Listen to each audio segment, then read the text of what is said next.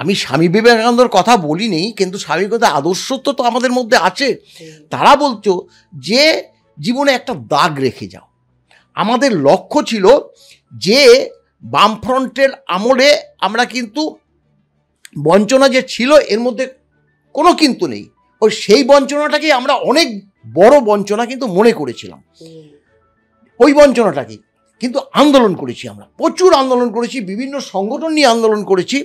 একটা জিনিস আমরা লক্ষ্য করেছি এবং সেটা এখন আমরা উপলব্ধি করতে পারছি যে কোঅর্ডিনেশন কমিটি আমাদের উপর ঝাঁপিয়ে পড়েছে, আমাদের বাধা দিয়েছে, কিন্তু প্রশাসন আমাদের বিন্দুমাত্র ডিস্টার্ব করেনি। এটা কিন্তু সত্যি কথা। মহাকরণের অভ্যন্তরে 144 ধারা আছে, তবুও কিন্তু আমাদের আন্দোলন তারা মেনে নিয়েছে।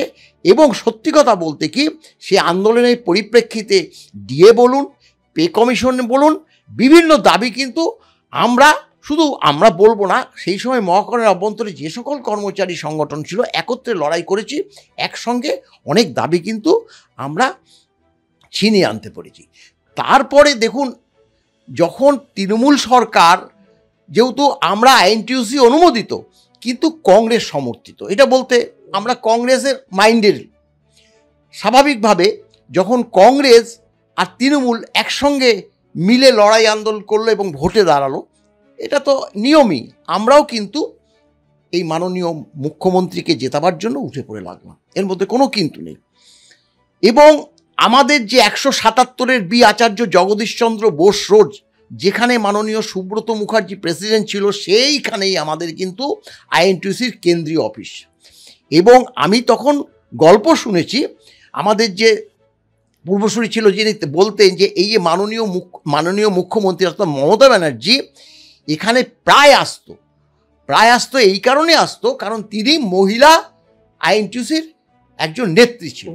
আমাদের ঘরে আসতো, আমাদের যে সেই সময় জেনারেল সেক্রেটারি ছিল সুবিমল আদিত্য, তার কাছে এসে বলতো, আদিত্যদা মুড়ি চপ আনান, খাবো, এরকম কথাও বলতো। এবং আমি গল্প শুনেছি, শ্যামলও হয়তো জানে, ওই যে 1984 সালে মাননীয় মুখ্যমন্ত্রী সেই সময় সুব্রত মুখার্জি এরকম গল্পও করেছে যে মমতা ব্যানার্জি কাউন্সিলর হতে চায়, আদিত্য এই মুখ্যমন্ত্রীকে, এই যে মমতাকে যদি আমি কাউন্সিলর করি আমার মান সম্মান যাবে, এই কথা বলেছে যে মান সম্মান যাবে। কিন্তু ওই যে 84 সালের তার আগে সোমনাথ চট্টোপাধ্যায়ের এগেনস্টে কেউ দাঁড়াতে চাইছিল না কংগ্রেসের। হঠাৎ করে বলল, কিরে তুই দাঁড়াবি? হ্যাঁ দাঁড়াবো। তারপরে ইতিহাস কেন জিতলো সেটা তো সবাই জানে। এবং সেই সময় যখন দাঁড়ালো তখন কিন্তু প্রচারে কেউ যাওয়ার মতো লোকজন ছিল না। আমাদের কিন্তু এই কনফেডারেশনের যে নেতৃত্ব তারা কিন্তু সুব্রত মুখার্জি সেই সময় দেখলো আমরা সরকারি কর্মচারী, তারা একদম রাজনৈতিকভাবে করছে। তখন তিনি বলল যে দেখ তোরা সরকারি কর্মচারী, অতএব আমার সঙ্গে দিল্লি চল, আমি এই আইএনটিইউসি অনুমোদিত কনফেডারেশন তোদেরকে একদম এনে দেবো, এফিলিয়েশন এনে দেবো। আমাদের কিন্তু কনফেডারেশন স্টেট গভর্নমেন্ট এমপ্লয়িজ কিন্তু একদম খোদ INTUC, not a WBNTUC, West Bengal lobby, আমাদের ওখানে লেভি দিতে হয়, আমাদের বেঙ্গল লেভিও দিতে হয়। এই পরিপ্রেক্ষিতে যখন ছাড়াছাড়ি হয়ে গেল বলতে পারেন, তখন দেখলাম যে আমাদের উপর আঘাতটা মারাত্মকভাবে আসছে। আসার একটা কারণও আছে। যখন মাননীয় মুখ্যমন্ত্রী শপথ গ্রহণ করলো তখন কিন্তু আমাদের সংগঠন 5-5টা কার্ড পেয়েছিল। আমাদের সংগঠনকে বাই নেমে কিন্তু মাননীয় মুখ্যমন্ত্রী চিনত। কনফেডারেশন ওখানে ক্ষমতা আসার আগে তো আপনাদের ডেকে বলেছিলেন একদম আমাদের সংগঠন কনফেডারেশন কি আছে, আমরা 5 জন জেনারেল সেল ছিল, সুব্রত ভট্টাচার্যকেও তিনি চিনতেন। সুব্রতকে একজন পিয়নকে দিয়ে বললো সুব্রত ভট্টাচার্যকে দাঁড়াতে বলো, আমি দেখা করব। আমরা 5 জন সেই সময় ছিলাম। 7:30-8টা বেজে গেছে, তবুও কিন্তু মুখ্যমন্ত্রীর সঙ্গে দেখা করার জন্য, কারণ আমরাই তো জিতিয়ে এনেছি, আমরা সেদিনকেই তো 5 জন উপস্থিত ছিলাম। আমাদের ডাকলো, শুধু একটা কথাই বললো, সুব্রত এখন আমি কাজ চাই, পরে তোমাদের সঙ্গে আলোচনা করবো, এটা বলেছিলেন। মানে ওই গোপনে একটা ঘরের মধ্যে না, তার চেম্বারে ডেকে, মানে আপনারা 5 জন, আমি কয়েক সেকেন্ড, মানে 3-4-5 সেকেন্ড হবে। আমি পরে কথা বলবো, তখন দেখি আইএস লবিটা দাঁড়িয়ে আছে, তাদের সঙ্গে কথা বলবো। আমরা সঙ্গে সঙ্গে আমরা সেটাকেই ধন্য মনে করেছিলাম। কোনো ফেডারেশনকে ডাকেনি। অনেকে সেই সময় অনেক নেতা ফুলের বুকে নিয়ে দাঁড়িয়ে আছে, কাউকে ডাকেনি, আমাদেরকে ডেকেছিল। তিনি চেয়েছিল যে এই আমাদের সেই ফেডারেশনটা এখন তার সঙ্গে হয়ে কাজ করবে। কিন্তু তিনি তো তৃণমূলের, তখন তো তিনি তো আইএনটিইউসির কেউ না। আমাদের কিন্তু সুব্রত মুখার্জি বলেছিল বর্ধমানে যখন কনফারেন্স হয়েছিল যে আমার চেয়ার যদি বদল হয় তোরা কিন্তু বাবা এই আইএনটিইউসিটা ছাড়িস না। এই কথাটা আমার এখনও মনে আছে, বলেছিল। এর মধ্যে কোনো কিন্তু নেই যে আইএনটিইউসির যে এই যে এফিলেটেড পাওয়া যায় না, সরকারি কর্মচারীদের এই এফিলেটেড নিয়ে এসছি, মানে সেটা ভাবতে পারবি না তোরা। এটাকে নিয়ে তোরা লড়াই আন্দোলন, দুর্বল হোক তবু এটাকে ছাড়বি না। আমরা কিন্তু এখন দুর্বল থেকে দুর্বলতর হয়েছি। এই কারণে হয়েছি, প্রথমত হচ্ছে দেখুন কর্মচারী সমাজের মধ্যে একটা তো নিজের ইন্টারেস্ট গ্রো করে, তখন ভাবে যে এই কনফেডারেশন থেকে লাভটা কি, আমরা যদি ওই তৃণমূলপন্থীতে চলে যাই আমাদের পোস্টিং, আমাদের যে এই লোড ফোন অমুক অনেক সুবিধা আছে সেগুলো পাওয়া যাবে।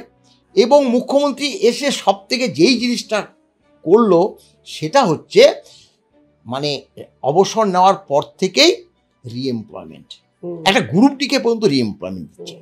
এই রিএমপ্লয়মেন্ট দেখুন, আমি রিটায়ার করলাম 60 বছর বয়সে, তারপর যদি 5 বছর 7 বছর 10 বছর রিএমপ্লয়মেন্ট পাই তাহলে আমি কতগুলো টাকা পাবো। এই লোকটা কিন্তু অনেকেই মানে ছেড়ে আসতে পারলো না। তার জন্য কোঅর্ডিনেশন কমিটির কিন্তু বহু নেতা কিন্তু এই রিএমপ্লয়মেন্ট নিয়েছে, আমাদের কিন্তু লোভ দেখিয়েছিল, কিন্তু আমরা সেই দিকে যাইনি। আমরা কি করেছি, আমরা করেছি না আমরা কর্মচারী সমাজের জন্যই লড়াই করব। আমাদের নামে মিথ্যে মামলা দিয়েছে সেটা কর্মচারী সমাজ জানে, সেটা বিস্তৃত করছি না। আমাদের দুজনকে ভিন জায়গায় বদলি করে দিয়েছে, মানে রাইটার্স থেকে তাড়িয়ে দিয়েছে। কারণ উনি আসার পরে যে কাজটা সব থেকে প্রথমে করেছিল, এই যে দেখুন বাম আমলে যারা উইডো, স্বামী পরিত্যক্তা, এই সব মহিলাদের নিয়ে নিচে ক্যান্টিন ছিল, বিশাল ক্যান্টিন, শুকনো খাবারগুলো কিয়স্ক করে দিয়েছিল, তারা 10% কমিশনে সেগুলো বিক্রি করতো। তারা খুবই মানে যখন খাবার বেঁচে যেত আমাকে বলতো অন্য কেউ যে আমার খাবারগুলো বেঁচে গেছে মোলাদা নিয়ে যাবেন, নাহলে তো আমাদের এগুলো তো কেটে নেবে। হ্যাঁ দাও। আমরা তাদেরকে যথারীতি ওটা বন্ধ করে দে, যথারীতি আমরা সেগুলো অনেক হেল্প করেছি। এখন ঘটনাটা হলো তাদেরকে এক কলমে খোঁচায় তাড়িয়ে দিল, দিয়ে কি করলো আইআরসিটিসিকে ক্যান্টিনটা দিয়ে দিল। শুধু ক্যান্টিন না, 1 নম্বর ব্লকের ফার্স্ট ফ্লোরে একটা রুম দিয়ে দিল, সেখান থেকে খাওয়ার যেত মন্ত্রিসভায়, সেখান থেকে পানীয় জল যেত। এইসব করতে আমরা সেই নিয়ে আন্দোলন করলাম। এই যে আন্দোলন করলেন, সবচেয়ে ইম্পর্টেন্ট বিষয় যেটা মুখ্যমন্ত্রী কথা দিয়েছিলেন, মমতা কথা দিয়েছিলেন, বা সুনীল গঙ্গোপাধ্যায়ের মতো কেউ কথা রাখে না, মমতাও যখন কথা রাখলো না, সেদিনই কি আপনারা বুঝতে পারলেন এই মুখ্যমন্ত্রীর আসল চেহারা, আসল রূপ, যিনি কথা রাখার ব্যক্তি নন? আসল রূপটা আমরা বুঝতে পারলাম। মমতা, আমি ব্যক্তিগতভাবে চিরকালই রাজনৈতিক নেতাদের সঙ্গে এই ট্রেড ইউনিয়ন গুলিয়ে ফেলার বিরোধী, এবং মলয় জানে যে আমি মহাকরণ সংগ্রাম কমিটির কনভেনার ছিলাম তখন। বাম সরকার, মমতা সকলেই ভাবছেন যে মমতা ব্যানার্জি মুখ্যমন্ত্রীর আসনে বসতে চলেছেন। তা তখন ওনার তরফ থেকে একটা প্রস্তাব এলো যে সমস্ত কর্মচারী সংগঠনকে নিয়ে উনি বসবেন, বসে করবেন। তা তখন মহাকরণ সংগ্রাম কমিটির পক্ষ থেকে সবাই যাবে, এবং স্বাভাবিক যেহেতু আমি আহ্বায়ক, অন্যান্য শরিক সংগঠন দাবি তুলল যে আহ্বায়ককে যেতে হবে। তা আমি বললাম না, কোনো ব্যক্তি, রাজনৈতিক নেতা বা নেত্রীর বাড়িতে ট্রেড ইউনিয়নের আলোচনা করতে, কর্মচারীদের আলোচনা করতে আমি যাব না। এটা যদি কোনো ট্রেড ইউনিয়নের অফিসে হয় বা কোনো নিরপেক্ষ জায়গায় হয় আমি যেতে পারি। এবং সবথেকে বড় কথা যে সেটা কিন্তু একজন ট্রেড ইউনিয়ন নেতা ডাকলে আমরা যাব, কোনো রাজনৈতিক নেতা ডাকলে আমি যাব না। তো সেই সময় অনেক বিতণ্ডা হয়েছিল, অনেকে ভেবেছিলেন আমি অহংকারের প্রকাশ করছি, কিন্তু এটা আমার ব্যক্তিগতভাবে এই মানসিকতাটা আমার ছিল। এবার প্রথম স্ট্রাইক হলো উনি এসেই 3টে বৈঠক ডেকেছিলেন সমস্ত কর্মচারী সংগঠনকে নিয়ে। তা প্রথম বৈঠকে আমরা খুব অবাক হয়ে লক্ষ্য করলাম, সেই বৈঠকে আমরা কোনো কথা বলিনি। আমরা অবাক হয়ে লক্ষ্য করলাম যে একটা মানে স্তাবকতার স্তুতির একটা প্রতিযোগিতা হচ্ছে। তা আমরা দেখলাম যে সেখানে মমতা বন্দ্যোপাধ্যায়ের স্তুতি হচ্ছে, স্তুতির প্রতিযোগিতা চলছে। তা আমরা খুব অস্বাচ্ছন্দ্য বোধ করলাম। আমরা সেদিন কিছু বলিনি। দ্বিতীয় দিনের বৈঠকে সমীর মজুমদার তখন নবপর্যায়ের সংগঠন করতেন, উনি উঠে বললেন যে এরকম রাইটার্স বিল্ডিংস ক্যান্টিন হলটা ভেঙে দেওয়া হচ্ছে, বিধানরা এটা আমাদের উপহার দিয়ে গিয়েছিলেন এবং এটাকে বলা হতো যে ডালহৌসির কংক্রিটের জঙ্গলে কর্মচারীদের জন্য ফুসফুস, এটা বিধান রায় বলেছিলেন। তা সেইটাকে এরকম ভেঙে দেওয়া হচ্ছে, এ কী ব্যাপার? তা তখন মমতা ব্যানার্জি বললেন, না না, আপনি ওই সাংবাদিকদের কথা মুখে ঝাল খেলে হবে, এরকম কোনো ঘটনা ঘটছে না। তা বলে সমিতদাকে দাবড়ে বসিয়ে দিলেন। আমি তখন উঠে দাঁড়ালাম, দাঁড়িয়ে বললাম, না ম্যাডাম, সমিতদা যা বলেছে এটা সঠিক, এবং পুরো ক্যান্টিন হল ভেঙে দেওয়া হচ্ছে। সেখানে আমাদের যে সভা করার জন্য যে হল ছিল সেটাকে আইআরসিটিসিকে দিয়ে দেওয়া হচ্ছে, সেটা একটা রেলের কালো তালিকাভুক্ত সংস্থা। শুধু তাই নয়, সেখানে এতগুলো মানুষ তারা কাজ করে এবং এতগুলো কর্মী, তাদের কর্মসংস্থান শেষ হয়ে যাচ্ছে, আর আপনি বলছেন কিছু হচ্ছে না। আর ঠিক আছে, আমি দেখে নেব বলে উনি চলে গেলেন। তা আমি খুব স্তম্ভিত হয়ে গেলাম যে একজন মুখ্যমন্ত্রী সরাসরি এরকম মিথ্যে কথা বললেন। তা তারপরেই দেখলাম যে না, আমাদের কোনো বক্তব্য শুনলেন না, এবং বাম আমলে যাদেরকে বিভিন্ন রেড এরিয়ায়, রেড লাইট এরিয়ায় অল্প বয়সী মেয়েদের বিক্রি করে দেওয়া হতো, সেই রকম মেয়েদের পুলিশ উদ্ধার করে আনলে তাদেরকে ওই লালবাজারের মধ্যে একটা ক্যান্টিন করে দেওয়া হয়েছিল। সেই ক্যান্টিনে দুটো কারণে করা হয়েছিল। একটা হচ্ছে তারা সমাজের মূল স্রোতে ফিরতে পারবে, তার জন্য তো কিছু আয় দরকার। এখন লালবাজারের মধ্যে পুলিশ কর্মীদের মধ্যে তারা সুরক্ষিত থাকবেন এবং ওই ক্যান্টিন চালিয়ে তাদের একটা আয় হবে, সম্মানজনক আয়। কিন্তু এসে দেখলাম ওটাকে তুলে দেওয়া হলো, যুক্তি দেওয়া হলো যে এরা এত পুরুষ কর্মীদের মধ্যে এরা নিরাপদ নয়। অদ্ভুত ব্যাপার, মহিলাদের এবং পুরুষদের এইভাবে অপমানিত করে এটা আমরা ভাবতে পারিনি, এবং উনি করলেন। তখন আমরা একদম বুঝে গেলাম যে এই মমতা ব্যানার্জি কিন্তু একদম মানে নিচের তলার যে মানুষ, তাদেরকে মানুষ মনে করেন না, এবং তাদের পুরো কাজ চলে গেল। তারা অসহায় অবস্থায় চোখের জল ফেলতে ফেলতে চলে গেলেন। আমাদের এটা কিন্তু খুব মনে লেগেছিল।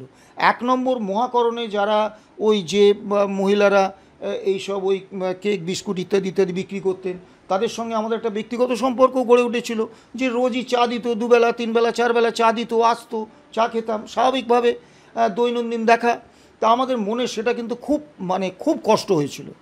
তা তারপরেই দেখলাম যে 2012 সালের 28শে ফেব্রুয়ারি কোঅর্ডিনেশন কমিটি একটা ধর্মঘট ডাকলো। তা আমরা ধর্মঘটের আহ্বায়ক ছিলাম না, তা আমরা ধর্মঘটটা সমর্থন করেছিলাম। 24শে ফেব্রুয়ারি মাননীয় মুখ্যমন্ত্রী একটা মিটিং ডাকলেন, সেখানে আইএনটিসির পক্ষ থেকে আমি গেলাম, এবং আমরা কে যাব, সংগঠন তো ঠিক করবে যে মুখ্যমন্ত্রীর সঙ্গে মিটিংয়ে কে যাবে। তো পুলিশ আমাদের কার্যত তুলে নিয়ে চলে এলো, এনে মুখ্যমন্ত্রী ঘরে ঢুকিয়ে দিল, এবং মুখ্যমন্ত্রী বললেন, আমি এর আগে জ্যোতি বসুর সঙ্গে একবার দেখা করার সুযোগ পেয়েছি, বুদ্ধদেব ভট্টাচার্যের সঙ্গে অনেকবার দেখা করেছি। তারা কিন্তু আমরা গেলে বয়সে যতই ছোট হোক যাই হোক তারা আপনি বলতেন, এবং মানে একটা কর্মচারীদের যেটা সম্মান আছে এটা কিন্তু বলতেন। অসীম দাশগুপ্ত মাননীয় শিক্ষক মশাই বলতেন। তা আমি দেখলাম মমতা বন্দ্যোপাধ্যায় তুই তোকারি করছে, আমার খুব গায়ে লেগেছিল। ওনার সঙ্গে আমার ব্যক্তিগত পরিচয়, অতীত পরিচয় ছিল রাজনীতির সূত্রেই, কিন্তু প্রকাশ্যে অন্যান্য সংগঠনের প্রতিনিধিদের সামনে তুই তোকারি, এটা আমার ঠিক হজম হয়নি। তো উনি বললেন যে আমি চাই আইএনটিইউসি এই ধর্মঘটটার বিরোধিতা করছে, তা তোরা এরকম রাইটার্সের গেটগুলোতে একটা বিক্ষোভ করে দে আজকে, আর আমি প্রেসের লোকেদের বলে দিয়েছি একটা প্রেস কনফারেন্স করে দে ধর্মঘটটার বিরোধিতা করে। তা আমি খুব স্তম্ভিত হয়ে গেছিলাম, 2-3 মিনিট আমি কোনো কথা বলতে পারিনি, যে একজন মুখ্যমন্ত্রী একজন ট্রেড ইউনিয়নকে, একটা কর্মচারী সংগঠনকে নির্দেশ দিচ্ছেন যে তারা কি করবে কি করবে না, তাদেরকে সরকারকে সমর্থন করতে হবে, ধর্মঘটের বিরোধিতা করতে হবে। তা আমি বলেছিলাম, না ম্যাডাম, আইএনটিইউসি কখনো স্ট্রাইক ব্রেকার হয় না, এবং এই ধর্মঘটের আমরা আহ্বায়ক নই, কিন্তু ধর্মঘটটাকে আমরা সমর্থন করছি, এবং ধর্মঘটটা ভাঙতে আপনার সরকার যে ব্যবস্থা নিয়েছে ব্রেক অফ সার্ভিস সহ, তার আমরা তীব্র নিন্দা করছি, এবং আপনাকে আমরা সেগুলো প্রত্যাহার করার দাবি করছি। উনি দৃশ্যতই যে ভাষায় তার অসন্তোষ প্রকাশ করলেন, আমার সেটা খুব খারাপ লেগেছিল, এবং মনে হয়েছিল যে এটা মুখ্যমন্ত্রী পদের উপযুক্ত নয়। এবং তারপর থেকে দেখলাম 2012 সালের 13ই এপ্রিল আমার এবং মলয়ের বিরুদ্ধে একটা সিএমও একটা এফআইআর করলো 3 জন মহিলা অফিসারের শ্লীলতাহানি সহ আরও বিভিন্ন কুৎসিত অভিযোগে, সবগুলোই অসত্য অভিযোগ, একটা মামলা করলো। আমরা স্তম্ভিত হয়ে গেলাম যে কর্মচারী নেতৃত্ব যদি মুখ্যমন্ত্রীর নির্দেশ না মানেন, সরকারকে সমর্থন করতে রাজি না হন, তা শ্রমিক কর্মচারীদের পাশে থাকতে চান, তাহলে তাদের বিরুদ্ধে খোদ সিএমও, চিফ মিনিস্টার্স অফিস, এইরকম মিথ্যে মামলা আনবে? এই কোন ভয়ঙ্কর সরকার! এবং তখন থেকেই কিন্তু আমরা বুঝে গেলাম যে এই মুখ্যমন্ত্রীর নেতৃত্বে সরকার, এরা কিন্তু আগের সরকারের থেকে অনেক বেশি কর্মচারী বিরোধী। এবং আমরা তখন থেকে ধারাবাহিকভাবে লড়াই শুরু করলাম। বলতে কোনো দ্বিধা নেই, সেই সময় অন্য সংগঠন, বিশেষত যারা সবথেকে বড় সংগঠন হিসেবে পরিচিত ছিল, তারা মমতা বন্দ্যোপাধ্যায় যেহেতু প্রচুর জনপ্রিয়তা, তারা অপেক্ষা করার নীতি নিয়েছিলেন। কিন্তু আমার বাবা বলতেন, ট্রেড ইউনিয়ন করতেন, যে বেড়াল মারলে বাবা প্রথম রাতেই মারতে হবে। তা আমরা সেই প্রথম রাতে বেড়াল মারার কাজটা আমরা শুরু করেছিলাম এবং তখন থেকে এই সরকারের বিরুদ্ধে আমরা আন্দোলন করছি এবং তার জন্য অনেক মূল্য দিতে হয়েছে। এই মামলা করার জন্য অনেক মূল্য আমাদের দিতে হয়েছে, রাজরোষের শিকার হতে হয়েছে। কিন্তু আমরা কর্মচারীদের সাথে মানুষ হিসেবে এসেছি। এবার অসংখ্য কর্মচারী কাজে আসেন, কাজ করেন, চলে যান, বা তা কে তাদের মনে রাখে? তা আমরা কিন্তু শ্রমিক কর্মচারীদের স্বার্থে একটা কাজ করে যেতে চাই, যে অন্তত আগামী প্রজন্ম তারা দেখে শিখবে যে না, একটা সরকার যতই ফ্যাসিস্ট হোক, একটা সরকার যতই শ্রমিক কর্মচারী বিরোধী হোক, যতটাই প্রতিহিংসা পরায়ণ হোক, যে সদিচ্ছা যদি আমার থাকে এবং আমি যদি দুর্নীতির সঙ্গে কোনো রকমভাবে আপোষ না করি এবং আমার যদি কোনো লোভ না থাকে যে রিএমপ্লয়মেন্ট নেবো।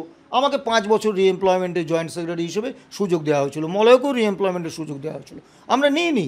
আমরা বলেছি না, আমরা নীতিগতভাবে বিরোধী। তো এই লোভটা যদি না থাকে, তাহলে কিন্তু সরকার যতই খারাপ হোক তার বিরুদ্ধে কিন্তু সিনা টান টান করে, মেরুদণ্ড সোজা করে লড়াইটা দেয়া যায়। এইটা এস্টাবলিশ করা, তরুণ প্রজন্মের কাছে এইটা প্রতিষ্ঠা দেওয়াটাই আমাদের হচ্ছে সবথেকে বড় কাজ এবং এটাই আমরা করে যাচ্ছি।